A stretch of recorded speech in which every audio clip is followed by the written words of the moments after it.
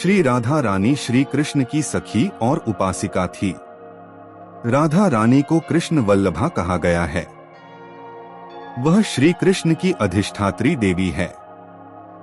श्री राधा नाम जपने से श्री कृष्ण शीघ्र प्रसन्न हो जाते हैं। श्री राधा और कृष्ण निस्वार्थ और अटूट प्रेम के प्रतीक हैं। दोस्तों, आज की कहानी है श्री कृष्ण का राधा रानी से मिलने के लिए ज्योतिषी बनने की कहानी। तो चलिए कहानी को शुरू करते हैं। श्री कृष्ण कई स्त्री का भेष धारण कर बरसाना आ जाते थे। राधा रानी की ललिता सखी इस बात को जानती थी। वह श्री कृष्ण से कहने लगी कि तुम कभी मालिन बनकर और मनिहारिन बनकर राधा रानी से मिलने आते हो और घूंघट के कारण तुमको कोई पहचान भी नहीं पाता। अगर हिम्मत है तो तुम पुरुष के भेष में श्री राधा रानी से मिलने आकर दिखाओ। ललिता सखी ने श्री कृष्ण को चुनौती दी कि अगर तुम कल पुरुष के वेश में राधा रानी से मिलकर दिखा दिया तो मैं राधा रानी की बजाय तुम्हारी दासी बन जाऊंगी, और अगर तुम राधा रानी के महल तक ना पहुंच पाए तो तुमको मेरा दास बनना पड़ेगा। श्री कृष्ण ने ललिता सखी की चुनौती स्वीकार कर ली। श्री कृष्ण वृंदावन वापस आकर अपने सखाओं संग मंत्रणा करने लगे कि कोई ऐसा उपाय बताओ जिससे मैं पुरुष भेष धारण कर राधा से बरसाना जाकर मिल सकूं और ललिता सखी की दी हुई चुनौती जीत जाऊं। श्री कृष्ण के मित्र, जो कि ब्राह्मण पुत्र थे, कहने लगे कि कृष्ण तुम ज्योतिष बन जाओ, क्योंकि स्त्रियों की कमजोरी होती है कि वह अपना हाथ दिखाने पंडित के सामने बैठ जाती है। ज्योतिष को कोई बरसाने में आने से रोकेगा भी नहीं। श्री कृष्ण को अपने सखाओं का यह विचार उत्तम लगा। अगले दिन श्री कृष्ण एक ज्योतिष का रूप धारण कर बरसाना पहुंच गए।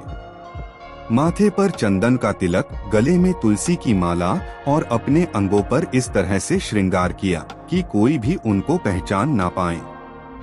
श्री कृष्ण बरसाने पहुँचे और वहाँ की औरतों का बिना उनका हाथ देखे उनका नाम और परिवार के बारे में सब कुछ बताने लगे।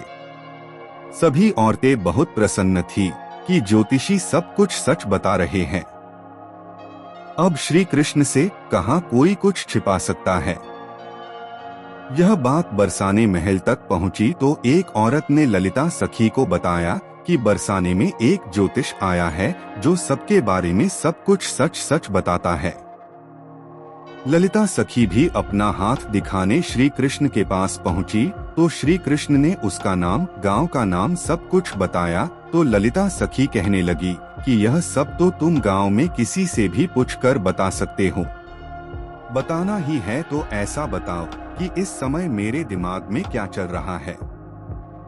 श्री कृष्ण मुस्कुराते हुए बोले कि इस समय तुम्हारा दिमाग किसी को यहाँ आने से रोकने के बारे में सोच रहा है।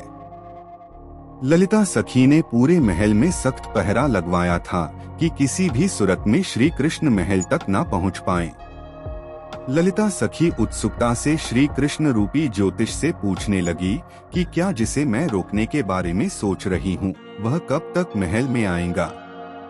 श्री कृष्ण कहने लगे कि दोपहर तक पहुँच जाएगा। ललिता सखी ने पहरा दे रही सखियों को सचेत कर दिया। ललिता सखी श्री कृष्ण से कहने लगी कि पंडित जी, मेरी सखी राधा का भी हाथ देख लो। इतना सुनते ही श्री कृष्ण मुस्कुराने लगे। ललिता सखी ने पूछा कि पंडित जी आप मुस्कुरा क्यों रहे हैं। तो श्री कृष्ण कहने लगे कि महल में तो पुरुषों के जाने पर पाबंदी है, इसलिए। ललिता सखी कहने लगी कि मैं स्वयं आपको महल में ले जाऊंगी, आप केवल एक बार चलकर मेरी राधा सखी का हाथ देख लो। आप ज्योतिषी हो, आपके वहां जाने पर किसी को कोई आपत्ति नहीं होगी। ललिता सखी के बार बार आग्रह करने पर श्री कृष्ण उनके पीछे पीछे चल पड़े। जैसे ही श्री कृष्ण राधा रानी के कक्ष के समीप पहुँचे तो श्री कृष्ण ने ललिता सखी को स्मरण कराया कि जिसको तुम आने से रोक रही थी कहीं वो आना जाए। ललिता सखी कहने लगी कि ठीक है महाराज, आप कक्ष में चले, मैं एक बार बाहर देखकर आती हूँ। श्री कृष्ण कक्ष में पहुँचे तो ललिता सखी राधा रानी से कहने लगी कि यह बहुत माने हुए ज्योतिषी है। गांव की औरतों ने इनको अपना हाथ दिखाया है, आप भी दिखा दो। श्री कृष्ण ने राधा रानी के समीप बैठकर उनका हाथ अपने हाथ में ले लिया और अपने बारे में इशारे से बताने के लिए उनके हाथ को थोड़ा सा दबा दिया। ललिता सखी कहने लगी कि महाराज यह क्या कर रहे हैं? श्री कृष्ण कहने लगे कि मैं तो राधा रानी के कोमल हाथ की लकीरों को अच्छे से देख रहा हूँ। फिर श्री कृष्ण जब राधा रानी के हाथ को अपनी आंखों के समीप ले गए तो ललिता सखी कहने लगी कि यह क्या कर रहे हो? श्री कृष्ण कहने लगे कि मैं तो हाथों की लकीरों का निरीक्षण कर रहा हूँ। उसी समय श्री कृष्ण ने ललिता सखी से पूछा कि समय क्या हुआ है? ललिता सखी कहने लगी कि पंडित जी 12 बजे हैं। उसी समय श्री कृष्ण ललिता सखी से कहने लगे कि देख लो, मैं पुरुष भेष में राधा रानी के पास पहुंच ही गया। ललिता सखी भी तपाक से बोली कि इतना मत इतराओ, क्योंकि तुमको इस महल में लाने वाली मैं ही हूँ। अगर मैं तुमको स्वयं इस महल में ना लाती तो तुम राधा रानी से कैसे मिल पाते?